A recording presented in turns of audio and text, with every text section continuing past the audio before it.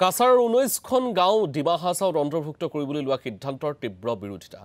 লক্ষীপুৰ সমজিলাৰ 19খনকৈ গাঁও ডিমা হাছাও জিলাত অন্তৰ্ভুক্ত কৰাৰ বাবে নিৰ্দেশনা জাৰি কৰিছে ৰাজ্য চৰকাৰ পাৰ্বত্য উন্নয়ন বিভাগৰ সচিবে। এই নিৰ্দেশনাৰ পিছতে তীব্ৰ প্ৰতিক্ৰিয়াৰ সৃষ্টি হৈছে কাছাৰত। ৰাজ্যৰ মতামত অবিহনে ৰাজ্য চৰকাৰে এনে সিদ্ধান্ত গ্ৰহণ কৰাত বিৰোধিতা লক্ষীপুৰবাসীৰ।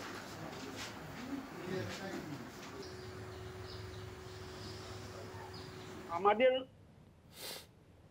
কোনো মতামত না নিয়ে তারাই যে মানে এইভাবে যে করলো গ্রামবাসী অতি দুঃখের বিষয়।